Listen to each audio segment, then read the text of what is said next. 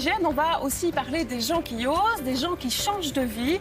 C'est d'ailleurs l'histoire de Marie et François qui ont créé Ose le vignoble. On vous raconte cette histoire.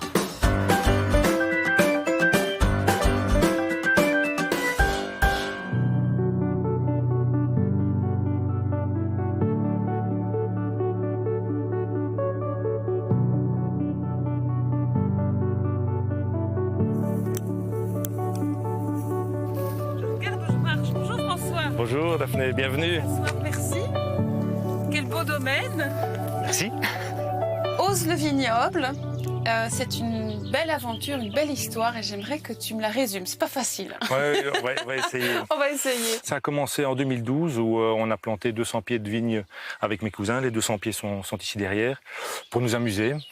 Et puis les circonstances de la vie ont fait que, bon, à l'époque je travaillais dans une grosse multinationale. Et le temps avançant, les valeurs que la multinationale et moi-même avions étaient un peu divergentes, voilà. Et donc, à un moment de notre vie, il a été important de prendre des décisions pour, je vais dire, nous retrouver avec Marie et de faire en sorte de créer un projet commun. Et donc, nous est venue l'idée, qui était déjà un peu en gestation dans mon esprit, d'étendre le vignoble. Donc maintenant, le vignoble est composé d'environ 1550 pieds. C'est un petit vignoble, mais avec une diversité de cépages relativement importante, ce qui pour nous est aussi un champ d'expérimentation qui nous plaît. Alors le vignoble, c'est une chose, et on va y revenir, mais ce qui est intéressant aussi dans votre histoire, c'est cette évolution commune vers plus de temps, vers plus de cohérence dans votre vie. On peut peut-être parler un peu de l'activité de Marie, ta compagne, et puis de comment vous vous êtes finalement motivés l'un et l'autre pour développer vos projets. En fait, Marie a développé deux activités. Une axée sur la révélation de talents, donc permettre aux gens de comprendre leur moteur et de comprendre ce qui les animait en réalité. Et j'ai peut-être été un peu son cobaye au début. Et donc on a appliqué aussi ces choses à notre vie, à nous.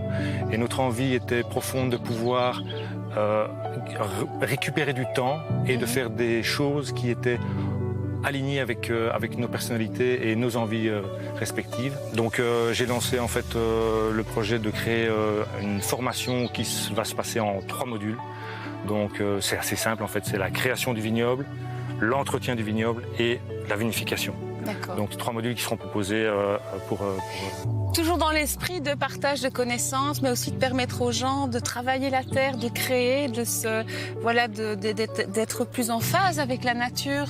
J'imagine que c'est aussi tout cela qui t'anime. C'est-à-dire que dans mon approche déjà de la vigne, je travaille avec une approche biologique et je vais même un peu plus loin.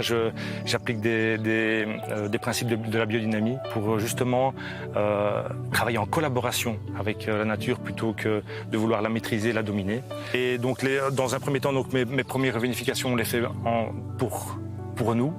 Et le complément donc de 1350 pieds qu'on a rajouté a vocation d'être, je vais dire, proposé à la vente d'ici, malheureusement pas 2021 parce qu'on a eu un petit souci de gel cette année, mais en tout cas j'ai bon espoir pour que 2022 soit l'année où on pourra proposer nos premiers vins à la commercialisation. On peut goûter, nous?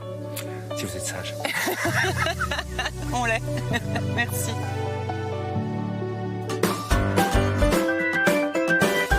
Dis donc, ça donne envie de se lancer dans la viticulture. Ça donne envie. Et pour plus d'informations, justement, Joël, je vous invite à consulter la page Facebook de Ose le vignoble, Ose, O-Z-E.